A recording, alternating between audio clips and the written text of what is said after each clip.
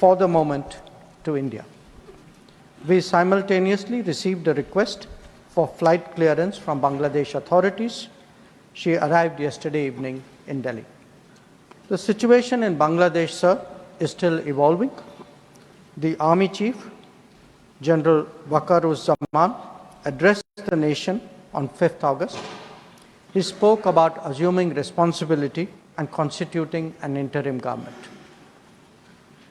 We are in close and continuous touch with the Indian community in Bangladesh through our diplomatic missions. There are an estimated 19,000 Indian nationals there, of which about 9,000 are students. The bulk of the students, however, have already returned to India in the month of July on the advice of the High Commission. In terms of our diplomatic presence, in addition to the High Commission in Dhaka, we have assistant High Commissions in Chittagong, Rajshahi, Khulna and Sylhet. It is our expectation that the host government will provide the required security protection for these establishments. We look forward to their normal functioning once the situation stabilizes. तो सुना आपने भारत के विदेश मंत्री S Jaishankar संसद में बयान देते नजर आए। दोनों ही सदन लोकसभा और राज्यसभा में उन्होंने अपना सरकार का स्टैंड रखा। साथ ही साथ वो तमाम प्रवासी भारतीय जो बांग्लादेश में किसी कारणवश मौजूद थे या फिर हाल फिलहाल में सुरक्षित लाए गए हैं, उनको लेकर भारत सरकार का कंसर्न कितना वाजिब है, हर एक चीज को डिटेल में यहां पर विदेश मंत्री ने भी बताया। लेकिन अब आगे क्या होगा, व्हाट्स नेक्स्ट, किस तरह से सरकार बनेगी, किस तरह से बांग्लादेश के हालात ठीक होंगे, कितना लंबा सफर तय करना पड़ेगा, कितनी चुनौतियां आएंगी, इस पर चर्चा करने के लिए दो बेहद खास मेहमान इस वक्त हमारे साथ जुड़ रहे हैं। हमारे साथ रक्षा विशेषज्ञ मेजर जनरल एस.के. सिंह साहब जुड़ रहे हैं। बहुत बहुत स्वागत, बहुत बहुत शुक्रिया। और साथ ही साथ हमारे साथ विदेश मामलों की जानकार डॉक्टर शांतेश कुमार सिंह भी जुड़ रहे हैं। स्वागत, शुक्रिया सर आपका बहुत कीमती समय साझा करने के लिए। डॉक्टर शांतेश, शुरुआत में आप ही से करूंगा। बांग्लादेश में जो पिछले 24-48 घंटों में जो देखा आपने, लगातार स्पेकुलेशंस जाहिर की जा रही थी कि बांग्लादेश इसी तरफ ही आगे बढ़ रहा है, लेकिन बांग्लादेश की पीएम रही शेख हसीना जो 15 साल तक कुर्सी पर रही, उनका कुर्सी छोड़ना, स्टूडेंट प्रोटेस्ट इतना व्यापक हो जाना कि बांग्लादेश के हालात हाथ से निकल जाएं और उसके बाद बांग्लादेश की पीएम का हिंदुस्तान में शरण लेना, इन तमाम घटनाक्रमों को आप सर किस तरह से देखते हैं और किस कंक्लूजन पर आप पहुंच रहे हैं? जी, आपका क्वेश्चन कुणाल जी बहुत अच्छा है और बहुत रेलेवेंट भी है, प्रासंगिक भी है, क्योंकि आप देखेंगे कि घटनाक्रम कोई ऐसा नहीं कि एक दिन का है, कोई एक दिन में ये बहुत सामने उत्पन्न हो गया, सामने आ गया। इसके पीछे बहुत बड़ी पृष्ठभूमि आप देखेंगे तो करीब 15 सालों में बांग्लादेश की छवि पूरी दुनिया में किसी तरह देखेंगे बहुत कई फ्रंट पे बदली है। आप देखेंगे जब बात क्या होता है एशियन टाइगर्स की बात की जाती है, बांग्लादेश का नाम आता है सबसे पहले, और कहा जाता है Bangladesh is one of the fastest growing economy in this particular reason. तमाम समस्याओं के होते हुए, लेस रिसोर्सेज के होते हुए बांग्लादेश बहुत तेजी से आगे बढ़ रहा है। लेकिन जिस तरह घटनाक्रम घटा है, इसके पीछे कौन सा फैक्टर रहे हैं, चाहे वो डोमेस्टिक हो चाहे वो अंतरराष्ट्रीय, दोनों को देखने की जरूरत है। आप देखेंगे जिस तरह से वहां की जो विपक्षी पार्टी है, जो बांग्लादेशी नेशनलिस्ट पार्टी जिसको कहते हैं बीएनपी, अब वो उनके उसे जो नेता थे, उससे जुड़े जो लोग हैं, वो किस तरह से प्रतिरोध कर रहे थे, इसको फ्यूलिंग कर रहे थे पिछले पूरे मूवमेंट को, जिससे जो इनकी साख है, जो शेख हसीना की साख है, वो कहीं धूमिल हो और जनता उनके खिलाफ एकजुट होकर विद्रोह करे, और वही उसमें वो सफल भी हुए। लेकिन दूसरा पहलू भी देखना जरूरी है कि जो अंतरराष्ट्रीय जो प्लेयर्स हैं, जो वो किस तरह से रोल प्ले कर रहे हैं और किस तरह से पूरे मुद्दे को आगे बढ़ाए हैं, चाहे वो अमेरिका का रोल हो। आप देखेंगे शुरू में जिस तरह से शेख हसीना पूरे विद्रोह को दबाने की कोशिश कर रही थी, चाहे वो डायलॉग करके, चाहे आर्मी डिप्लॉय करके, चाहे पुलिस के माध्यम से, चाहे वो जुडिशियल जो मैकेनिज्म उसको यूज करके कर रही थी, तमाम कोशिशों के बीच में यूनाइटेड नेशन जैसी एजेंसी जो सामने आती है, आप इस तरह से फंडामेंटल राइट्स को वायलेट नहीं कर सकते हैं, आप इस तरह से दबा नहीं सकते आवाज को। जिस तरह से देखेंगे यूएन और मल्टीलेटरल जो ऑर्गेनाइजेशंस हैं, वो सामने आकर के शेख हसीना के अगेंस्ट जाके मैं बोलूंगा काम कर रहे थे, उसका ही नतीजा निकल के आया कि डोमेस्टिक जो प्रेशर था, साथ साथ अंतरराष्ट्रीय दबाव था, उसको शेख हसीना झेल नहीं पाए और ये बहुत बड़ा विद्रोह हमारे सामने खड़ा हुआ। उसी का परिणाम है कि जो अपना देश छोड़ के भाग गई, बाहर चली गई और निश्चित रूप से अपने पद से इस्तीफा दे दी और यहाँ तक अनाउंस कर दी कि वापस फिर राजनीति में नहीं आएंगी। तो इस तरह के जो परिणाम मुझे लगता है किसी एक विशेष क्षेत्र की बात नहीं की जा रही है, एक विशेष देश की बात नहीं की जा रही है, पूरे दुनिया को सोचना पड़ेगा क्या ये सही है। एक तरफ तो हम लोकतंत्र की बात करते हैं, लोकतंत्र की मूल्यों को बढ़ावा देने की बात करते हैं, दूसरे तरफ जहां लोकतंत्र चल रहा है, कोई विकास के मार्ग पर आगे बढ़ रहा है, उसको ही आप दबाने की कोशिश कर रहे हैं, उसको ही आप सप्रेस करने की कोशिश कर रहे हैं आपके अपने खुद के इन्वेस्टेड इंटरेस्ट के लिए। अब भारत के सापेक्ष में देखेंगे तो बहुत चिंताजनक, उस पर हम बात करेंगे। ठीक नहीं, लेकिन बड़ा सवाल ये क्योंकि शुरुआत से जब ये चर्चा सामने आई थी तो कई लोग फैक्टर्स गिना रहे थे। कोई कह रहा था कि स्टूडेंट प्रोटेस्ट में है, कोई कह रहा था कि कोटा सिस्टम का विरोध हो रहा है, कोई कह रहा था कि बांग्लादेश में बेरोजगारी और महंगाई बहुत ज्यादा है, कोई कह रहा था कि विदेशी ताकतों का हाथ है। क्या ये सारे फैक्टर कंबाइन होकर इस तरह से निकलकर सामने आए, या किसी सिर्फ एक फैक्टर की वजह से आज हसीना को अपना 15 साल का शासन छोड़कर भागना पड़ा? देखिए, मैं अगर आपको कुणाल जी बताऊं, सबसे इंपॉर्टेंट सवाल है कि एक अगर फैक्टर की बात करेंगे तो फैक्टर ये था, शेख हसीना अपनी पोजीशन पे झुकी नहीं। अगर वो कंप्रोमाइज कर लेती तो शायद ये विद्रोह न होता, वो देश में छोड़ती है, प्रधानमंत्री पद न छोड़ती, लेकिन वो अपने पॉइंट पे अड़ी नहीं, आज भी डटी हुई हैं। तो एक जो अच्छे और सच्चे देशभक्त का काम होता है, उन्होंने दिखाया कि हमारे लिए देश की प्रायोरिटी ज्यादा ऊपर है। रही बात कोटा की, रही बात युवाओं की, तो युवा के पास रोजगार है या नहीं है, ये तो बहुत बड़ा विषय है। आप वो उसके लिए तो बेरोजगारी का तो के खिलाफ तो आवाज अमेरिका में उठ रहा है, यूरोप में उठा रहा है, साउथ ईस्ट एशिया में है, अफ्रीका में है, लैटिन अमेरिका में है, एशिया में हर जगह उठ रहा है कि बेरोजगारी एक ऐसा बड़ा सवाल है कि यूथ की जनसंख्या बढ़ती जा रही है और रोजगार उस लेवल में नहीं पनप रहे, नहीं हो रहे। लेकिन फिर भी आप जब सापेक्षिक रूप से तुलना करेंगे कि पहले के समय में क्या रोजगार की स्थिति थी 15 साल पहले, आज रोजगार की क्या स्थिति, आपको सापेक्षिक रूप से तुलना करेंगे तो आप देखेंगे रोजगार की स्थिति बांग्लादेश में सुधरी है, बुरी नहीं हुई है। वहां की इकोनॉमी मजबूत हुई है, इंफ्रास्ट्रक्चर डेवलप हुआ है और देशों के साथ अच्छे संबंध मजबूत हुए हैं। तो ऐसी परिस्थिति में क्या हुआ अचानक से कि कोटा की मुद्दे, ऐसा नहीं कोटा पहली बार हुआ, कोटा तो पिछले कई सालों चला रहा है, जब से आजाद हुआ बांग्लादेश 1971 से लेके आज तक कोटा का मुद्दा चला रहा है। तो अचानक ऐसा क्या हुआ जिस स्पार्क हुआ, इतना बड़ा आंदोलन खड़ा हो गया? ठीक है, ऐसा भी नहीं, वो बोल रही हैं, शेख हसीना जी खुद बोल रही हैं कि हम किसी भी तरीके से इसको रिव्यू करने के लिए तैयार हैं। जो कोटा सिस्टम हमारे देश का, वो यहां तक बोली इसको हम रिव्यू करेंगे, फिर भी नहीं तैयार हो रहे हैं, फिर भी उसको आगे बढ़ावा दे रहे हैं। तो कौन लोग हैं जिसके इंटरेस्ट प्रभावित हो रहे हैं, जिसके करंट्स किए हैं? कौन चाहता है बांग्लादेश इनस्टेबल हो जिससे उनके इंटरेस्ट पूरे हों? ऐसे बहुत सारे सवाल हैं जिसकी चिंतन करने की जरूरत है। ठीक है, major general SK Singh sir हमारे साथ लगातार जुड़े हुए। मेजर जनरल सर, इससे पहले कि मैं आपसे पूछूं कि आप किस कंक्लूजन पर पहुंचे, एक चर्चा जो सुबह से कि भाई 5 अगस्त की तारीख हिंदुस्तान से लेकर बांग्लादेश में याद की जाएगी। 5 अगस्त हिंदुस्तान में याद की जाती है जब धारा 370 से आज़ादी मिली थी, और बांग्लादेश में याद कर रहे हैं 5 अगस्त की तारीख जब हसीना राज से आज़ादी मिल गई उनको। नहीं, बिल्कुल। देखिए, पूरी क्रम घटनाएं जो सांतेश जी ने पूरी बतलाई हैं, मेरे विचार में जितने ये खास तौर पे अमेरिका और चाइना, इन दोनों का हाथ इसमें एक ये नहीं कह सकते इनका हाथ नहीं था, इनडायरेक्टली इनका पूरा हाथ रहा है। यूनाइटेड नेशंस तो एक तरीके से मोहरा है, जो उनको बोला जाता है वो अमेरिका जो बतलाता है वही चीज जो है वो दोहरा देते हैं। और कहीं ना कहीं ये आग, अगर आप देखें, जब से ये इलेक्शन हुए हैं तब से ये चिंगारी जो है भटकनी शुरू हुई है।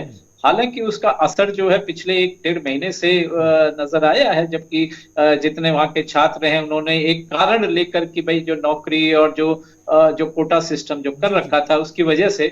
और इसके पीछे देखिए सबसे बड़ा हाथ, मैं तो ये बोलूंगा, जो इंटरनल है मेरे विचार से, वो आर्मी का है।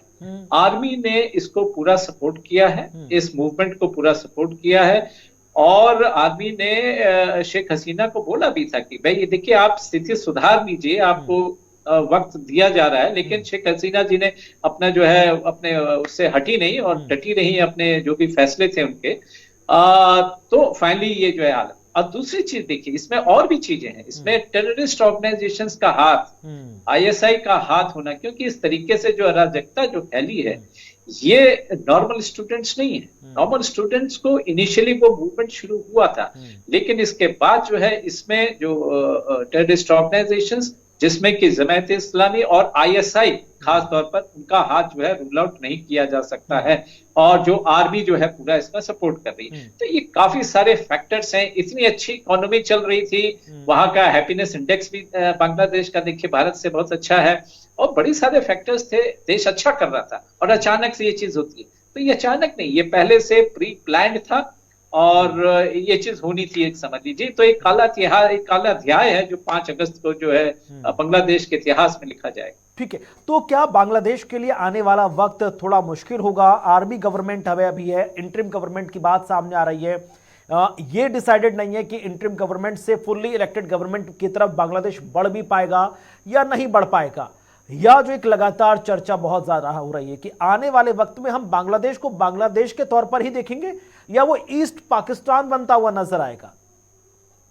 नहीं, मुझे नहीं लगता कि देखिए ईस्ट पाकिस्तान नजर आएगा। ये आर्मी का इस तरीके से रोल उतना नहीं रहता है जितना पश्चिमी पाकिस्तान यानी कि जो प्रेजेंट पाकिस्तान है उसमें रहता है।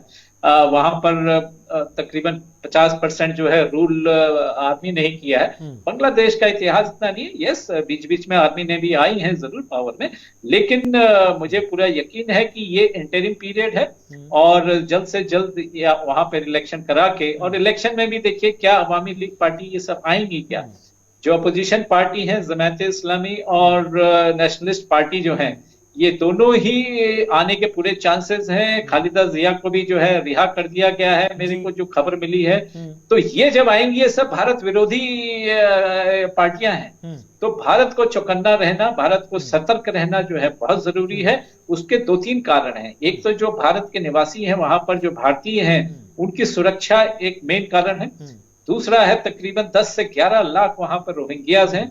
ऐसे हालात में, अनस्टेबल हालात में उनका इन्फिल्ट्रेट होना, भारत के अंदर आना, वो भी एक बहुत बड़ी चिंता का विषय है।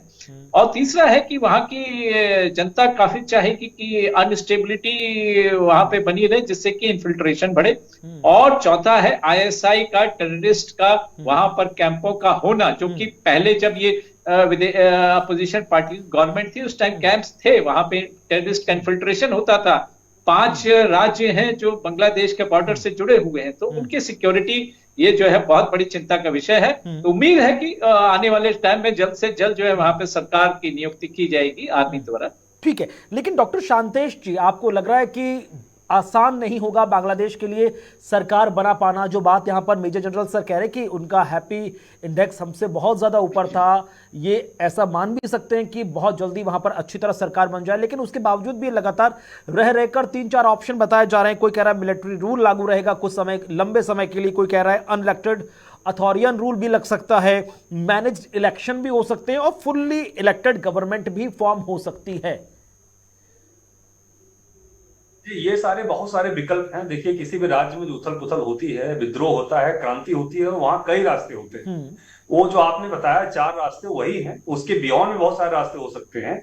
लेकिन क्या बांग्लादेश की कौन सी स्थिति होगी, कहां बढ़ेगा? देखिए, बांग्लादेश में एक संविधान है और संविधान के दायरे में रह के ही काम करना होगा। ऐसा नहीं पहली बार ऐसा हो रहा है, सैन्य विद्रोह हो रहा है।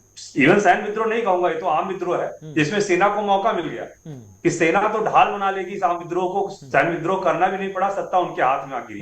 तो कहीं न कहीं ये बहुत बड़ी राजनीति है, लेकिन सेना अभी भी यही दिखाने की कोशिश करेगी कि हमारी भूमिका नहीं है। तो निश्चित रूप से वो चुनाव की तरफ आगे बढ़ेगी। आप देखें, उनके सैन्य प्रमुख जो है उन्होंने भी यही बोला कि हम जल्दी ही शांति स्थापना की तरफ बढ़ेंगे, लोकतंत्र स्थापित कराएंगे और पूरी कोशिश करेंगे कि जो विद्रोह है जल्दी शांत हो सके।